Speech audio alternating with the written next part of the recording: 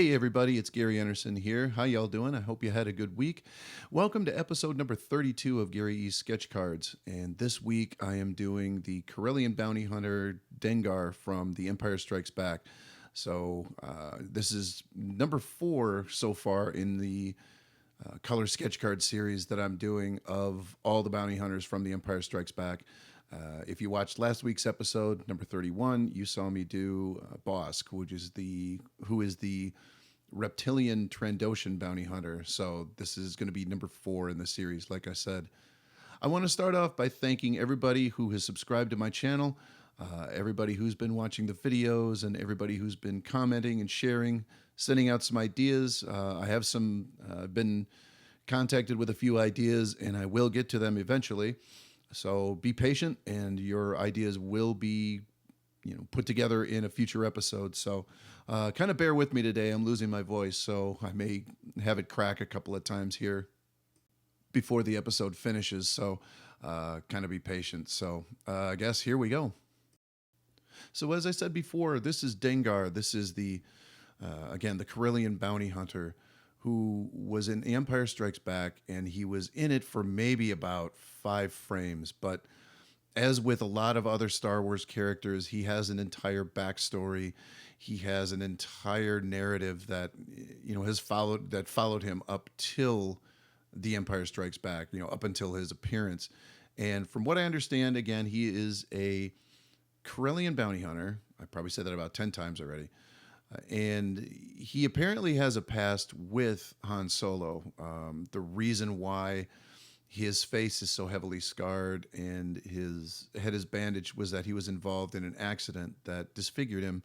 And the accident was caused by a race. I think it was a speeder bike race or something with Han Solo. And because of that, he's never forgiven Han Solo for, what happened and whatnot. So that's a lot of expanded universe stuff, and I know it's out there on the internet, so if you want to look that up, feel free.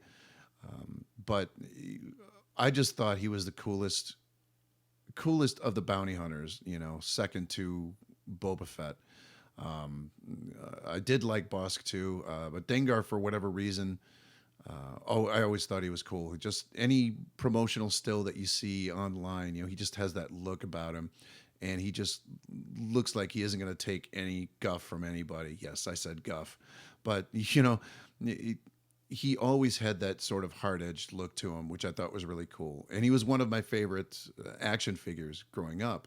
I think part of that had to do with the fact that his armor looks to be some recycled stormtrooper armor. The chest plate, maybe not so much, but when you start looking at the leg armor, the thigh armor, and things like that, it closely resembles stormtrooper armor. And I think as a kid, I kind of dug that, you know what I mean? Because I'm a big stormtrooper fan, and I've always have been. So don't know why that kind of plays into my favoring Dengar as a character, but there it is. It's out there, and the world knows it now. So there it is. So you may have noticed in the beginning that I had a pencil sketch of Dengar already set and ready to go. I did not videotape that, and the reason I did was because this sketch was originally going to be a test sketch for the video this week, and I tried, I grabbed the production still online and sketched his face out, and it worked for me the first time. So I figured, as opposed to sort of doing it again, why, number one, why duplicate the card? But number two, why throw something out that kind of looked good? You know what I mean? So I decided to put color on it, and I used the original pencil sketch, and you're going to see me waving my hands. I don't think I edited this video 100% properly. You're going to see me waving my hands from time to time. That's sort of my director's cut, if you will, but it's so quick that I probably should have even mentioned it, and you probably wouldn't have even noticed, I guess. So this card was not so much challenging. I'm still new to the Copics Copics, and I call them the Copics Copics because people can't really agree on what to call them. again, it's something I stated in my last video.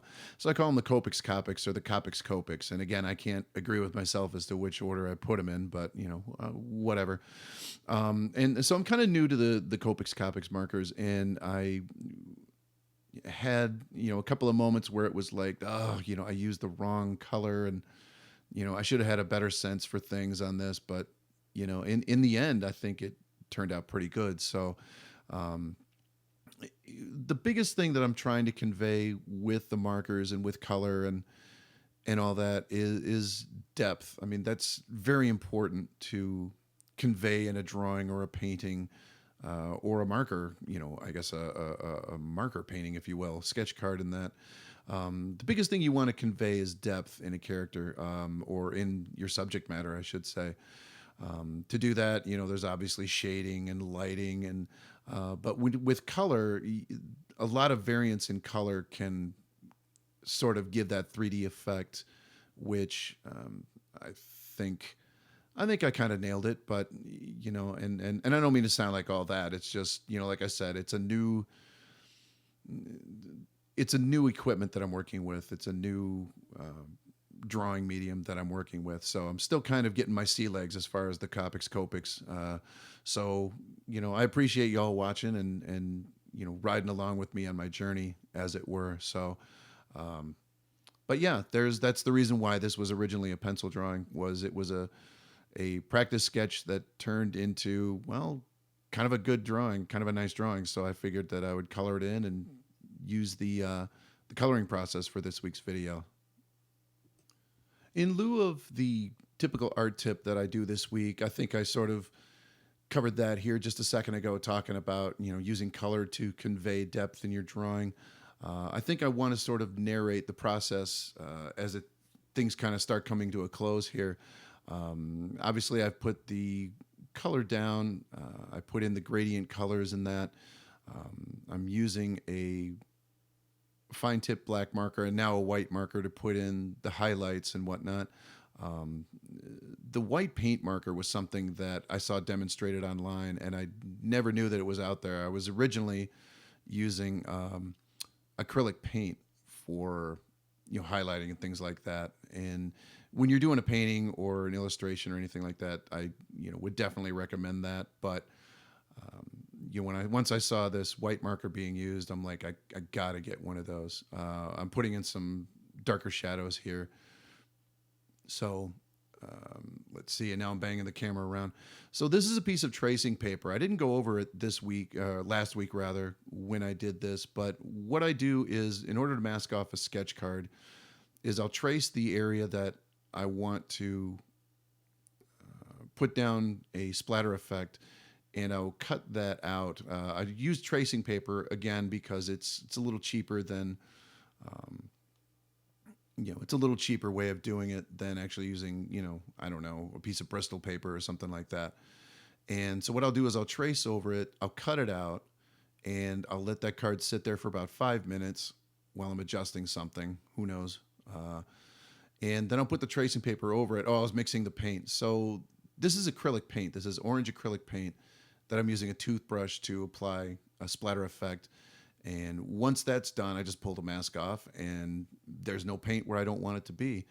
And I'll use a brush tip ink pen to kind of put a darker highlight in. And then I believe I'm going to use the white pen one more time to put in a white outline at the very end. So that's going to do it for this week.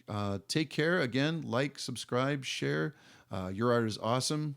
Always continue to do your best, and I will see you next week.